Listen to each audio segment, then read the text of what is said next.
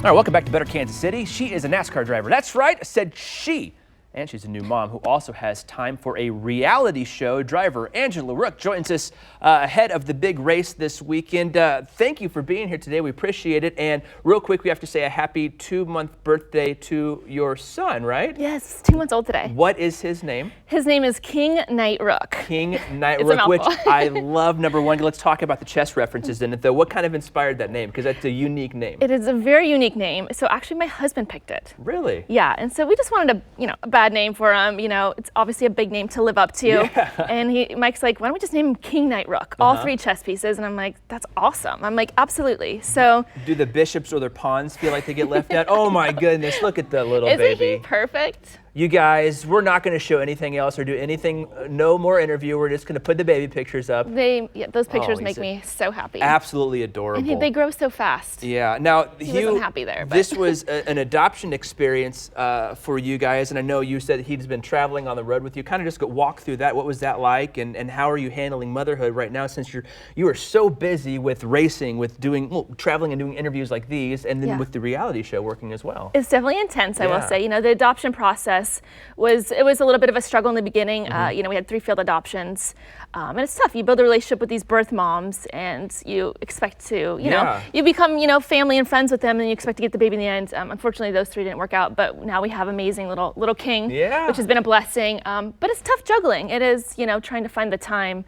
To go to the race shop, to get in the simulator, to do, travel to these interviews. But good thing I have a great team behind me that helps support me and lets me do these things. And your husband, Mike, is one of those guys. He's here today along with some other folks. And talk a little bit more. There he is, holding little King there. Yeah. Again, like I said, we're just going to show baby pictures all day today. It's going to be great. It's the best. And talk some more about some of your challenges and talking about overcoming them. I think just being a female driver in a predominantly male-dominated sport, talk a little bit about that and just what's it like growing up being a female driver again in this male-dominated sport. It's something that I've been faced with my whole life. I've been racing since I was 9 years old. Really? So it's obviously always racing against men, but you learn to adapt to it, right? It's you got to obviously you got to gain the respect out there from your fellow drivers, but also NASCAR itself has to respect you to allow you to be in the sport.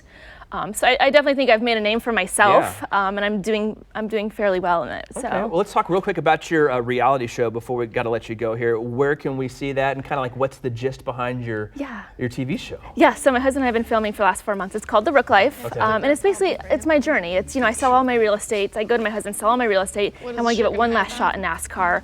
All the while, trying to go through the adoption process, and you'll see, obviously behind the scenes of, the struggles that we dealt with the journey of the adoption, but also the rewards in the end is just trying to make it in a male-dominated sport and trying to be mom. Okay, and then what kind of made you want to switch back to NASCAR? Did you leave for a little bit, and then? Yeah, it's tough to find the sponsorship. And I went to it's a lot of money that it takes to be doing what we do. Yeah. And I went to my husband. I'm like, he's a very successsul man, and I'm like, I want to sell all my stuff. We don't need the real estate. Let's just get rid of it. Let's just do NASCAR the right way. Let's see if we have one more shot at it. Yeah. We had an 8th place finish in Daytona. It was the first female to lead in the truck series, which was awesome.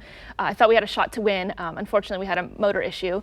But we're here, we're doing it as one of the top females. I'm excited. It's very exciting, and again, we talked.